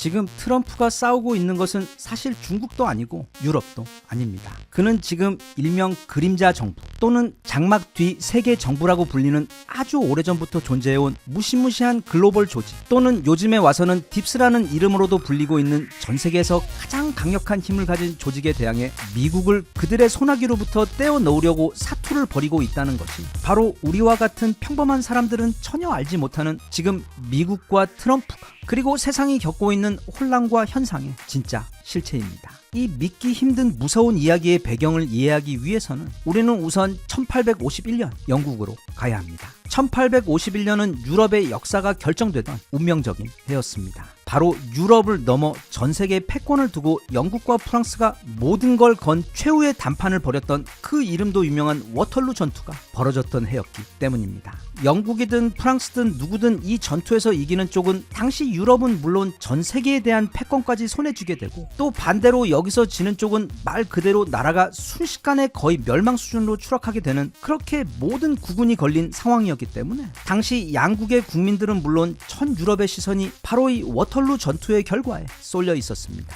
그리고 1851년 6월 18일 오전 워털루 평야에서 거대한 전투가 시작되었습니다. 그 전투는 그날 저녁까지 이어지고 있었는데, 그때 마침 고국 영국에서 초조하게 그 결과를 기다리고 있던 사람들, 특히 영국 증권가의 사람들이 모여있던 곳으로 한 사람의 전령이 전투 결과 소식을 가지고 도착합니다. 그리고 그 전령을 전해받은 당시 영국 증권가 최고의 권위자였던 한 남자는 조용히 자신의 직원들에게 눈짓을 보내 서둘러 영국의 국채를 모두 팔아버리기 시작합니다. 다시 말하면 영국이 전투에서 패한 것이었습니다. 이제 영국의 채권은 휴지 조각이나 다름이 없는 것이 되었기 때문에 누구든 그걸 최소한의 가격이라도 팔 수 있다면 지금 당장 팔아야 하는 상황이었습니다. 그 남자와 그의 직원들이 영국 국채를 헐값에 팔기 시작하자 거래소 내부에서는 사람들이 서로 국채를 더 싼 값에 팔겠다며 한바탕 아비규환 소동이 벌어졌습니다. 그때 사람들은 영국 국채를 거의 공짜나 다름없는 가격으로 모두 던져버렸고, 그 소동의 한가운데서 아까 자신의 직원들에게 국채를 팔라고 지시했던 바로 그 남자는 다시금 대신 이번에는 아무도 눈치채지 못할 만큼 은밀하지만 확실한 눈짓으로 자신의 직원들에게 신호를 보내 이번에는 지금 쏟아지고 있던 그 헐값의 영국 국채들을 모두 다 사들이라고 명령했습니다. 그렇게 한바탕 소동이 끝난 이후 지난 한나절 동안 영국의 국채를 모두 헐값에 사모은 그 남자 네이선 로스차일드는 단숨에 영국 전체를 소유한 남자이자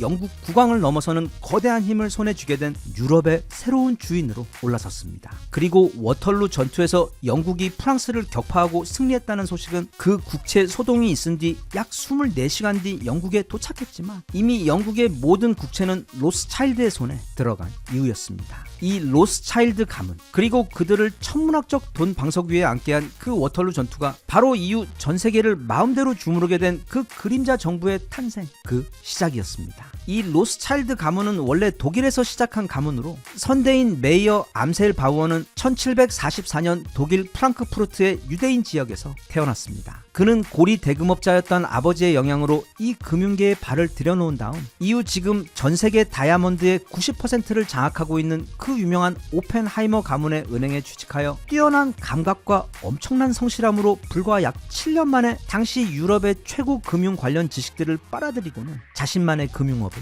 시작합니다. 그리고 그때 그는 자신의 성씨를 로스차일드로 바꿉니다. 로스차일드는 독일어로 붉은 방패라는 뜻입니다. 로스차일드는 프랑크푸르트에서 시작한 금융업으로 단기간 내 나라에서 제일 가는 갑부로 성장합니다. 특히 그는 신성 로마 제국의 황제와 더불어 덴마크와 프랑스의 왕가 등 각국의 왕가와 긴밀한 관계를 맺으며 비즈니스를 하면서 단지 엄청난 돈만 번 것이 아니라 그 나라의 사업과 정치의 모든 부분들을 빠르게 장악하게 되는데, 나중에는 자신과 거래를 하던 신성 로마 제국의 윌리엄 왕자가 나폴레옹의 공격을 피해 급하게 덴마크로 도망가며 자신의 모든 재산을 바로 이 로스차일드에게 맡기면서 1803년 당시 약 300만 불이라는 거액을 손에 넣게 되며 그는 그야말로 유럽 전체에서 가장 많은 돈을 소유한 최고의 갑부로 올라서게 됩니다. 이후 로스차일드는 자신의 5 아들들도 모두 금융인으로 키우고 또 나중에는 모두 유럽의 주요 도시들로 보냈는데, 즉 첫째는 프랑크푸르트에, 둘째는 오스트리아 빈으로 보냈고, 셋째가 바로 이 영상 가장 앞에서 하룻밤 만에 영국을 사버린 남자 네이선 로스차일드였으며, 넷째는 이탈리아, 그리고 5째는 프랑스 파리로가 사실 이 5명의 아들들이 유럽 전체의 금융과 정치를 장악해 버렸습니다. 이게 그 유명한 로스차일드가의 문장인데, 여기 보면 5개의 화살이 있습니다. 아버지 암셀 로스차일드는 아들들을 모아놓고 너희들이 힘을 합치기만 하면 이 세상 누구도 너희를 이길 수 없는 것은 물론이고 경쟁조차도 할 수 없을 것이라고 가르치며 이 문장을 만들며 그들에게 신신당부를 했는데, 그가 그때 한 말은 정말로 사실이었습니다. 왜냐하면 1900년대가 시작되기도 전에 이 로스차일드 가가 소유한 재산은 당시 가치로 약 50경 정도로, 그건 이미 전 세계 부의 절반을 넘어서는 규모였기 때문이며, 나아가 이들은 금융계는 진작에 자신들의 손아귀에 넣었고 이후 각국의 정치계까지 완전히 장악하여 말 그대로 이 세상의 그림자 정부가 되어 이후부터 세계의 역사를 자신들의 마음대로 설계하고 만들어가기 시작합니다. 그리고 그들의 존재는 이전보다 훨씬 더 강력해지고 견고한 형태로 오늘날까지도 전 세계에 강력한 영향을 미치고 있는데, 이들이 가장 좋아하는 2가지가 바로 전쟁과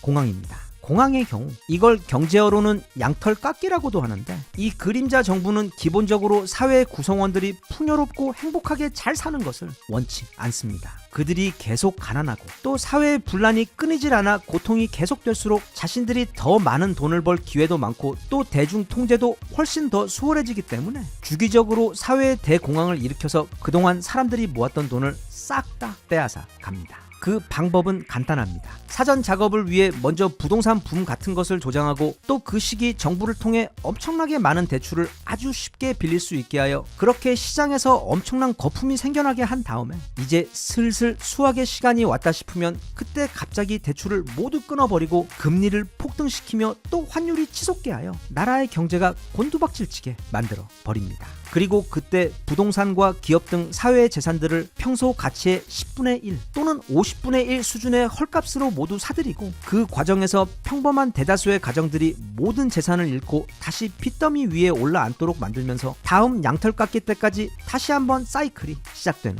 것입니다. 하지만 이 대공황보다도 그들이 더 좋아하는 것이 있는데, 그게 바로 전쟁입니다. 그것도 크고 오래가며 모든 도시가 파괴되고 수많은 사람들이 사망하는 거대한 국가 간 전쟁들. 전쟁은 한 국가가 치르는 가장 큰 이벤트이며, 동시에 그 전쟁이 끝난 이후에는 나라 재건을 위해 더 많은 돈이 들어가게 됩니다. 거기에 더해 지금 전쟁을 치르고 있는 국가들의 경우 부족한 돈을 은행에서 빌리려고 할 텐데, 그때는 상황이 너무 급하고 절박하기 때문에 아무리 높은 터무니없는 이자를 매겨도 군말 없이 막대한 돈을 빌려가게 되어 있어 로스차일드 가와 그들을 둘러싼 이 그림자 정부에게 있어 이 전쟁만큼 매번 커다란 흉제를 가져다주는 고마운 이벤트도 없었기 때문에 이들은 단지 전쟁을 기다리며 돈을 버는 것을 넘어 각국의 정세와 군대, 그리고 그 국가들의 왕가를 자극하거나 이용해서 실제로 전쟁을 부추기고 일으키기 시작합니다. 그리고 그 첫 번째 작품은 바로 미국의 남북전쟁이었으며, 그때 큰 재미를 본 이들은 이후 더 큰 전쟁인 바로 세계 1차 대전을 설계하여 촉발시켰습니다. 누가 봐도 이 세계 1차 대전은 그렇게 오래갈 전쟁도 또 그렇게 크게 번질 전쟁도 아니었음에도 이 그림자 정부의 치밀하면서도 천재적인 설계로 인해 당시 유럽은 어느 국가 할 것 없이 모두 폐허가 되어 전쟁 복구에 막대한 돈을 은행에서 빌려다가 쓴 것은 물론이고, 이 그림자 정부는 1차 대전 종전 합의 회의에도 개입하여 특히 독일에 대해 도저히 갚을 수 없는 수준의 배상금을 책정하게 하여 나중에 2차 대전이 다시 터질 수 있도록 하는 장치까지 심어두었습니다. 참고로 그게 미국의 남북전쟁이든 또는 1차 세계대전이든 아니면 2차 세계대전이든 간에 이 그림자 정부와 로스차일드가의 은행들은 전쟁을 하는 양쪽 모두에게 돈을 빌려줍니다. 그리고 그 돈으로 양쪽 모두 무기를 사서 무장을 하게 되고, 그 전쟁의 결과는 보통 그 그림자 정부에게 더 이득이 되는 쪽으로 그들이 결정하여 그렇게 사실 전 세계 역사가 마치 소설가가 소설을 쓰듯 그들의 의도대로 흘러가고 쓰여지게 됩니다. 물론 이런 그림자 정부의 정체를 알아채고 거기에 도전하고 반항한 세계 지도자들도 수도 매우 많았지만 그들의 운명은 모두 한결같이 급작스러운 의문사로 이어졌습니다. 참고로 그런 도전이 가장 많았던 곳이 바로 미국인데, 왜냐하면 미국이라는 이 신대륙의 초강대국은 사실 로스차일드가가 그 뿌리부터 설계하여 만든 곳이기 때문입니다. 세계 최강의 국가를 건설하고 또 거기에다 세계 최강의 금융센터까지 만들어 당시 영국 런던에 있던 세계 금융의 중심을 미국으로 옮겨온 이후 그 미국을 본부로 삼아 이후 세계를 지배하려고 했던 것이 이 그림자 정부의 계획이었고, 그 계획은 정말 너무도 훌륭하고 완벽하게 지금까지 이어져 오고 있습니다. 그런 장치 중에서도 가장 기발하면서도 황당한 것이 바로 미국 달러와 관련된 것인데, 이 미국이라는 전 세계 초강대국을 좌지우지하기 위해 그림자 정부는 미국 정부가 소유한 중앙은행이 아니라 연방준비은행이라는 그 명칭조차 매우 생소하고 희한한 민간 사립은행을 만들어 거기서 무려 미국의 달러를 마음대로 찍어내고 또 그걸 전 세계 기축통화로까지 만든 것입니다. 연방준비은행은 우리 한국은행처럼 정부 소유가 아니라 뭐 하나은행이나 우리은행과 같은 그냥 민간은행입니다. 그들이 거기다가 이 연방이라는 이름을 넣은 것은 그게 마치 미국 정부의 부처인 것처럼 대중들을 속이기 위함이었습니다. 이 연방준비은행에서 미국 달러를 찍어서 미국 정부에게 이자를 받고 빌려주는 것입니다. 그렇게 되면 그 연방준비은행을 소유한 조직, 즉 로스차일드가를 중심으로 한 그 글로벌 금융 조직은 단지 미국만 지배하는 것이 아닌 세계 전체를 지배하게 되는 것이고, 그게 바로 지금 이 세계의 현실입니다. 아무튼 민간은행에게 미국 화폐 발행권을 주는 이런 황당한 시도를 허락할 리 없는 미국의 수많은 대통령들이 치열하게 그 이상한 중앙은행 설립에 반대를 했고, 그래서 미국에서는 2번의 시도가 미국 대통령들에 의해서 좌절되었습니다. 그리고 그 과정에서 그 대부분의 미국 대통령들이 지금까지도 풀리지 않는 의문사로 사망했는데, 한 예로 미국 최고의 대통령인 링컨의 경우도 이들의 돈을 빌리는 대신 미국 정부 자체의 화폐인 그린백을 발행하여 사용하려고 했다가 암살당했고, 케네디 대통령 또한 이런 연방준비은행의 장악력에서 벗어나기 위해 11110호 대통령호를 발표하면서 은본위제를 실시하려고 했다가 그 정책을 발표한 지 얼마 되지 않아 암살당했는데, 이 케네디 암살 사건의 경우 최소 18명이었던 그 사건의 결정적 증인들이 이후 3년간 그중 6명은 총에 맞아 죽고 3명은 갑작스런 교통사고로 죽었으며, 나머지들도 매우 의문이 가득한 방법으로 목숨을 잃게 되며 대략 3년 만에 모든 증인들이 사망했을 정도로 대통령을 포함 미국 정부에서 그 누구도 이 그림자 정부의 일에 반기를 드는 경우는 거의 모두가 똑같은 결말을 맞았으며, 그래서 지금까지의 미국 정부는 물론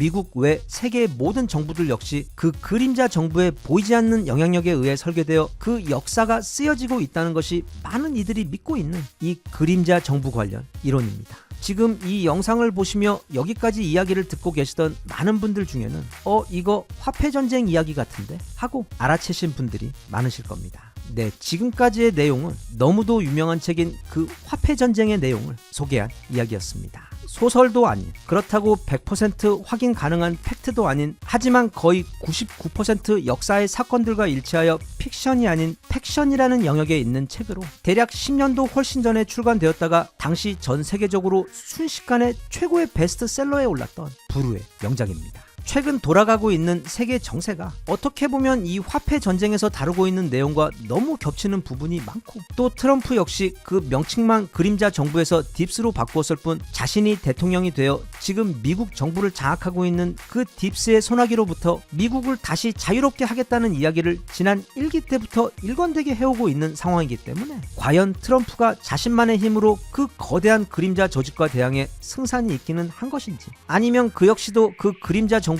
또 다른 배우인지는 알 길이 없지만, 아무튼 요즘 세계 정세가 이 책에 나와 있는 내용들과 너무 부합하고 섬뜩할 정도로 맞아떨어지는 것과 같은 내용이 많아 세계 경제의 역사와 정치에 대해 쉽고 재미있게 공부하고 싶으셨던 분들이나, 또는 진짜 너무도 흥미진진한 마치 소설 같지만 동시에 절대로 단순한 소설이 아닌 정말 시간 가는 줄 모르고 읽을 수 있는 최고의 경제서이자 역사서, 그리고 판타지 소설을 읽고 싶은 분들께서는 최근 다시 출간된 이 화폐전쟁 시리즈를 꼭 읽어보시길 강력하게 추천드립니다. 부디 그 그림자 정부의 세계 플랜 안에 우리나라가 그나마 좀 안전하고 좋은 쪽으로 계획되어 있었으면 좋겠습니다.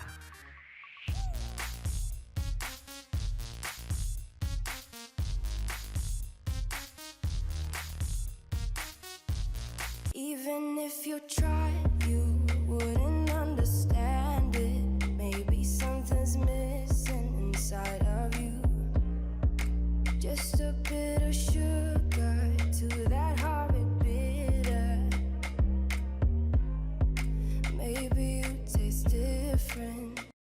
진짜 요즘은 세상이 너무 어수선하고 무슨 일이 많아서 내일 아침 갑자기 아무리 놀라운 뉴스가 터진다고 해도 하나도 이상할 게 없는 시기인데, 그래도 최근 트럼프 아저씨가 전 세계인들을 위해 만들어주고 계신 정말 무슨 B급 만화 같은 황당한 일들 외에 전 세계인들이 가장 걱정하고 또 놀랄만한 가장 큰 뉴스 두 가지가 바로 일본 대지진과 중국의 대만 침공 소식입니다. 일단 이 일본 대지진 이야기는 이제는 수년째 너무 많이 우리고 또 우려서 뽀얀 사골 국물 대신 깊은 산속 약수터에서 떠올린 맑은 물만 나올 정도로 그 양치기 소년이 양치기 할아버지가 다 될 때까지도 아직 아무 일도 일어나지 않아 저도 별로 언급하고 싶지는 않은데, 그럼에도 불구하고 최근 약 한 달간 일본에서는 엄청난 횟수와 심상치 않은 진도의 많은 지진들이 굉장히 많이 일어나고 있어. 특히 최근 들어서는 그 불안감 때문에 일본 국민들이 밤잠을 잘 못 자고 있다는 글이 아주 많이 올라오고 있기는 합니다. 하지만 그건 일단 그 300년 묵은 큰 손님께서 실제로 오시고 난 이후에나 그때 다루기로 하고, 지금 전 세계인들이 예의주시하고 있는 또 다른 큰 뉴스인 중국의 대만 침공 뉴스의 경우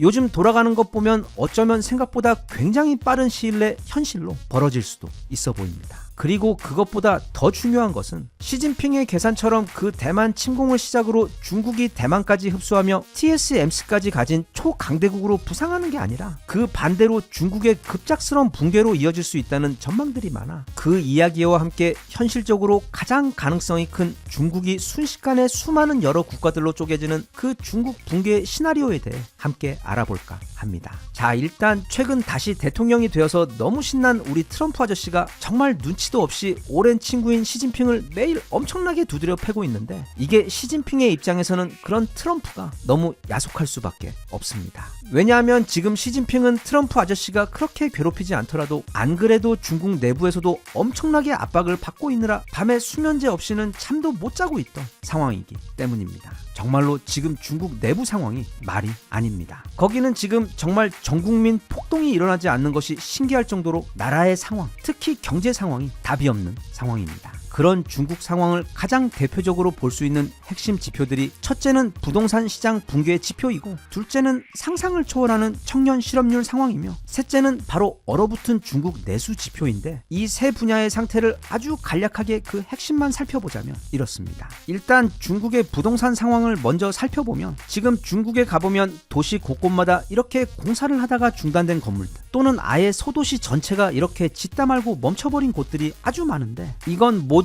PF 대출로 은행에서 돈을 끌어다가 건물을 올렸다가 중간에 건설업체들이 도산을 해버리면서 아예 공사가 멈춰버린 곳들입니다. 지금 중국에는 저렇게 짓다만 건물들이 무려 9천만 채나 있습니다. 그게 금액으로는 무려 13조 달러, 즉 우리 돈으로 1경 7,550조 원에 달하는 건물들이 최근 공사가 중단되었거나 아예 분양이 되지 않아 중국 곳곳마다 저런 거대한 유령 도시를 이루고 있는 것입니다. 참고로 전 세계 최고의 아파트 천국인 우리나라에 있는 아파트의 수가 총 1,263만 호입니다. 그런데 지금 저기 비어있는 아파트의 수가 9천만 채인 것입니다. 상황이 이렇다 보니 중국에서는 작년 여름부터 건설사들의 줄도산이 지금까지도 이어지고 있고, 또 부동산 개발로 수익을 내던 지방 정부들도 수입원이 증발해버리면서 재정난을 겪고 있어 최근 엄청나게 많은 공무원들을 해고하고 있으며 여러 가지 공공 서비스들도 축소하고 있어 이제는 중앙 정부에게도 압박을 가하고 있는 상황입니다. 그러자 자기 전 재산을 넣고 구매했는데 갑자기 아파트가 반만 지어진 상태로 멈추어버리자 빡쳐버린 수많은 중국인들이 집을 다 짓기 전에는 남은 대출 상환을 거부하는 일명 중국 대국민 모기지 파업 사태가 전국으로 확산되고 있어. 이건 단지 은행들에게만 문제가 아닌 중국 인민들이 중국 체제에 대해 가지고 있는 그 맹목적인 신뢰가 빠르게 무너지기 시작하는 신호가 되고 있어 최근 중국 정부도 이 사태를 막기 위해 지금 굉장히 바쁘게 움직이고 있는 중입니다.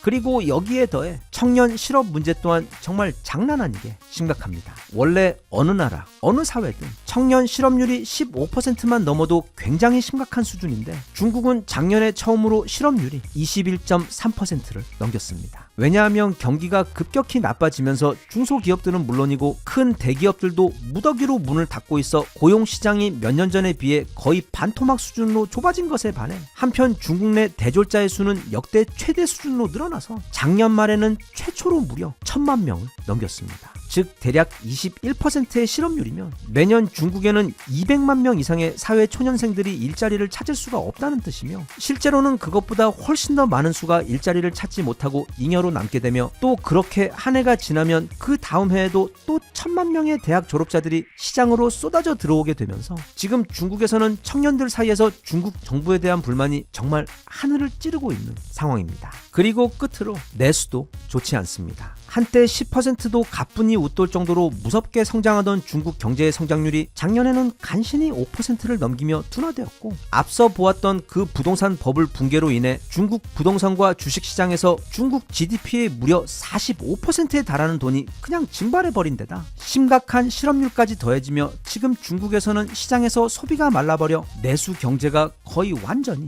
멈춰버린 상황입니다. 그래서 이런 상황에 깜짝 놀란 중국 정부가 올해 초부터 무려 3조 위안, 즉 우리 돈 600조 원의 특별 국채를 발행해 경기 부양을 시도하고 있지만 전혀 나아지지 않고 있어. 중국의 기업들은 물론 그동안 중국 시장의 소비력에 거의 올인하다시피 한 폭스바겐이나 아우디 같은 독일 자동차 회사 같은 외국 회사들의 경우 역시 지금 심각한 위기 상황에까지 몰린 상황입니다. 아무튼 옛날에 그 루인스키와 절대로 아무것도 하지 않았던 클린턴 아저씨가 말했듯 정치인이 뭐니 해도 가장 중요한 것은 언제나 경제입니다. 경제만 좋다고 하면 1인 독재도 가능하고 우주 정복도 가능하지만 만약 경제를 못 챙겨서 사람들 일자리가 부족해지고 가족들 밥상 위에 음식을 올려놓지 못하게 되면 그게 어느 나라든 어느 체제든 결국 사람들이 들고 일어날 수밖에 없게 되는데 지금 중국에서는 그런 위험한 조짐들이 빠르게 나타나고 있습니다. 즉 절대로 반정부 시위 안 하기로는 전 세계 챔피언인 중국의 시민들이 최근 들어서는 특히 젊은 MZ세대들을 중심으로 조금씩 여기저기서 중국 정부에 대한 불만들로 목소리를 높이고 있고 또 바로 그저께에는 중국 사회 최초로 2명의 유명한 중국 대학 교수들이 자신의 이름을 공개하고 공개적으로 시진핑의 일당 체제를 이제는 멈춰야 한다고 일종의 목숨을 건 시국 선언까지 한 상태라 이미 시진핑의 중국이라는 거대한 댐에는 작은 균열들이 생겨나기 시작한 상황입니다. 또 여기에 더해 그동안 시진핑과의 권력 싸움에서 밀려났던 일명 상하이방 파벌과 또 일부 공안과 군부 조직 내에서도 최근 이전과는 다른 위험한 움직임들이 포착되고 있기 때문에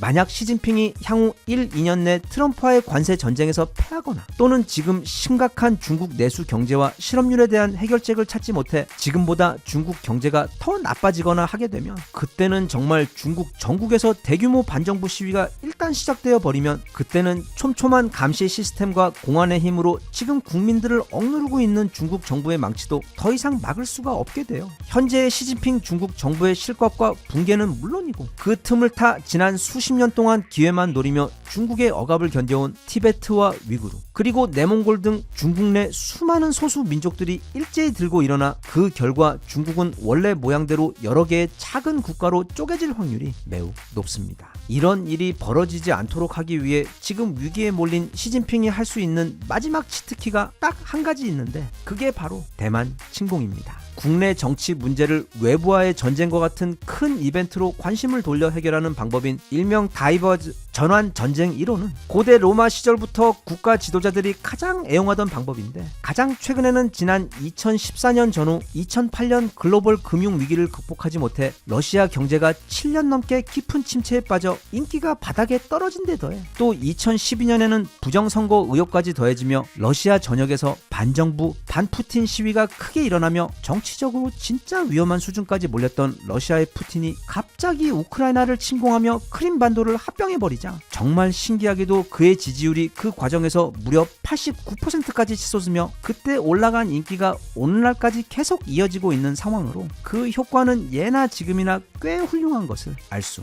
있습니다. 그리고 지금 시진핑에게는 바로 대만이 자신을 구해줄 그 크림반도인 것입니다. 그런데 여기에는 문제가 있습니다. 왜냐하면 푸틴은 그 크림반도 공격에 성공을 했지만 시진핑의 경우 그 성공 확률이 매우 비관적이기 때문입니다. 물론 지금 중국은 미국보다 더 많은 함선을 보유하고는 있지만, 그리고 실력보다는 오직 대가리 숫자로 승부하는 오리지널 저그 민족답게 어마어마한 수의 다양한 무기들을 가지고 있기는 하지만, 옛날에 람보 아저씨가 그 작은 톱같이 생긴 칼 한 자루 들고 적 한 부대를 그냥 처리해버렸던 것처럼, 그리고 베트남전 짜빈동 전투에서 우리나라 청룡부대 병사들 294명이 무려 3,000명에 달하는 북베트남군의 새벽 기습을 막아내며 벌인 전투에서 20대 1이라는 전무후무한 사상자 교환비를 기록했던 것처럼, 물론 무기의 숫자도 중요하긴 하지만 그게 핵무기가 아닌 경우 그 무기를 다루는 사람들의 실력과 전투력이 훨씬 더 중요하기 때문입니다. 그런데 중국은 전 세계 졸전 챔피언십에서 명예의 전당 가장 높은 곳에 올라 있는 곳으로 전쟁을 가장 못하기로 유명한 나라입니다. 그리고 우리의 마지막 전투가 아직도 세계 전쟁사에 거의 전설처럼 남아있는 베트남전인데 반해, 중국의 경우 적의 10배 되는 군대를 이끌고 베트남에게 우르르 몰려갔다가 일방적으로 엄청나게 두들겨 맞은 후 전멸 직전 정말 초라하게 우르르 후퇴하고 도망친 것이 중국의 마지막 전투 기억이기 때문에 지금 중국 정부의 전쟁 수행 능력 수준은 사실 매우 열등한 수준입니다.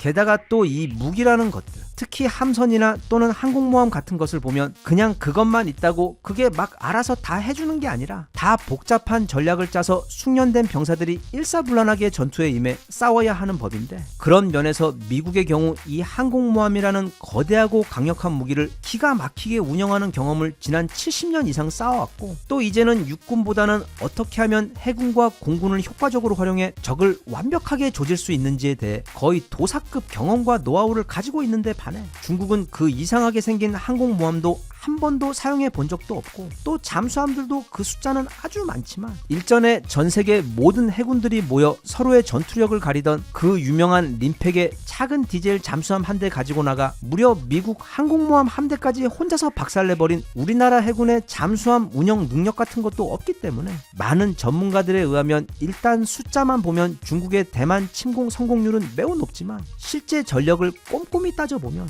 만약 중국이 개전 초기 12시간 내 대만의 주요 상륙 거점과 항구들을 장악하는 데 성공하지 못하고 미국과 대만의 방어에 막혀 공수전이 펼쳐지는 형상으로 흘러가게 되면, 그때는 그 전쟁 운용 노하우의 차이에서 밀려 곧 거의 전멸하다시피 밀리게 될 것이라고도 전망하고 있습니다. 즉, 김동연이 잠깐 시계 보는 사이 치사하게 자신의 인생 모든 것을 건 강력한 어퍼컷 선빵을 날려 그를 쓰러뜨리지 못하면 그 다음부터는 매우 슬픈 시간이 기다리고 있는 것이 바로 지금 대만 침공을 앞둔 중국의 상황이라는 뜻입니다. 하지만 어찌 되었던 간에 지금 중국 돌아가는 것 보면 시진핑에게는 지금 상황을 탈출할 수 있는 다른 뾰족한 수가 보이지 않기 때문에 아마 빠르든 늦든 자신이 인민들에게 약속했던 그 2027년 전에는 아마 분명히 대만을 침공하려고 할 것 같은데, 또 그래서 지금 대만섬 봉쇄 훈련 같은 것도 정말 열심히 하고 있는 것 같기는 한데, 하지만 앞서 본 것처럼 만약 그 회심의 어퍼컷이 빗나가거나 아니면 김동연이 그걸 싹 피해버리는 불상사가 생겨버리면, 그래서 대만 침공이 실패로 돌아가게 되어버리면, 그때는 시진핑의 실각은 물론이고 중국 내부에서 기회를 보고 있던 경쟁 파벌들과 군부들이 일제히 행동을 시작하게 될 것이며, 또 그 혼란을 틈타 중국의 소수 민족들이 독립전쟁을 시작하게 된다면 지금 중국산 강력 적착제로 억지로 붙여놓은 거대한 프랑켄슈타인 같은 나라인 이 중국이라는 나라는 순식간에 붕괴하여 적게는 5개의 나라로 또는 많게는 10개 이상의 나라로 쪼개질 확률이 매우 높은 것으로 세계 여러 전문 기관들에 의해 전망되고 있습니다.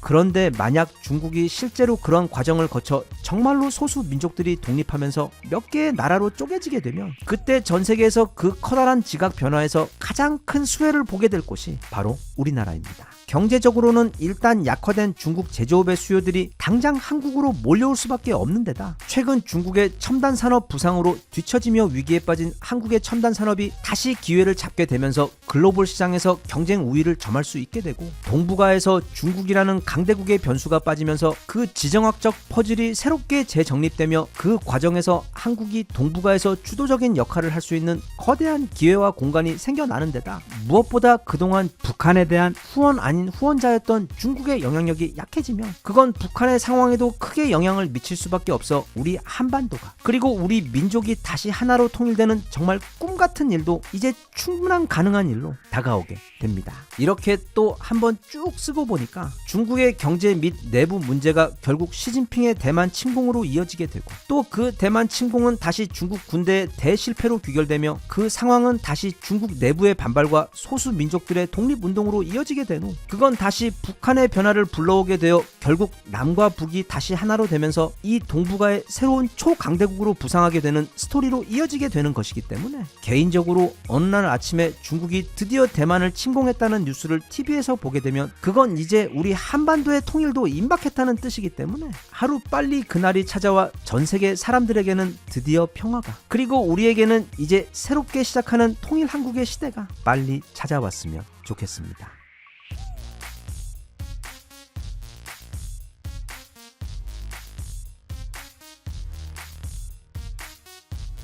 Even if you tried, you wouldn't understand it. Maybe something's missing inside of you. Just a bit of sugar to that horrid bitter. Maybe you taste different.